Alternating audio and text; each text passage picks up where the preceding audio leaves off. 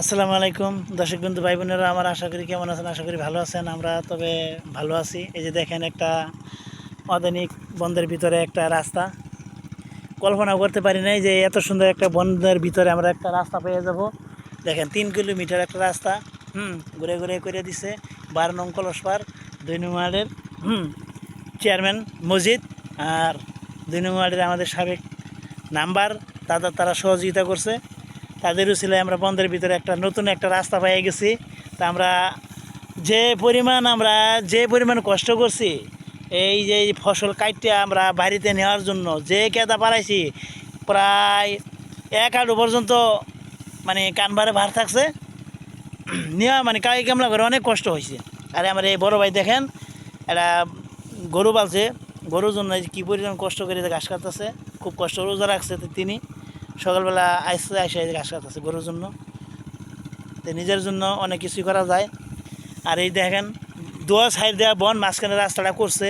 এই রাস্তাটা যে হবে আমরা নিজেও কল্পনা করতে পারি নাই যে আমরা এই রাস্তাটা আমরা পামু কিনা, কিন্তু আমাদের আশা সফল হয়েছে।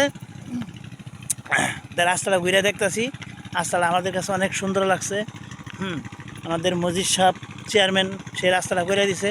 2 নং ওয়ার্ডের 12 নং কলসপাড় নালিতাবাড়ি থানার সাবেক নাম্বার টাকাইল, সে তার সহযোগিতায় আমরা রাস্তাটা পেয়ে গেছি। তো যাক, আলহামদুলিল্লাহ, আপনারা সবাই দোয়া করবেন। আমরা যে আশা করছিলাম আমাদের আশা পূর্ণ হয়েছে।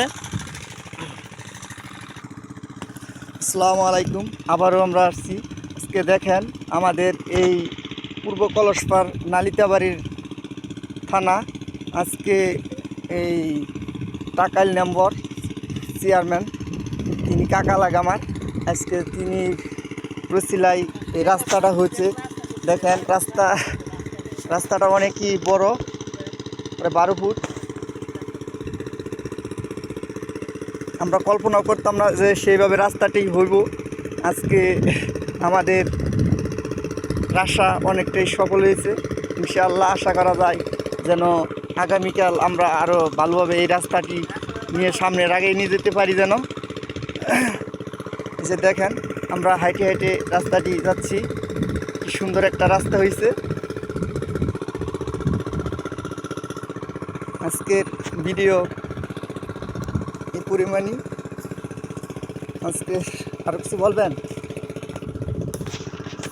রাস্তাটা হচ্ছে প্রায় 3 কিলোমিটার, রাস্তাটা সে করে দিচ্ছে মসজিদ চেয়ারম্যান, আর তার কলসপাড় 2 নং ওয়ার্ডের সাবেক টাকাইল নাম্বার, তাদের সহযোগিতায় আমরা রাস্তাটা পেয়ে গেছি। তো যাক, কিছু বলতে চাই না, তাদেরকে আন্তরিক শুভেচ্ছা জানাই, ধন্যবাদ জানাই। ভাই সবাই ভালো থাকবেন, সুস্থ থাকবেন। আল্লাহ হাফেজ।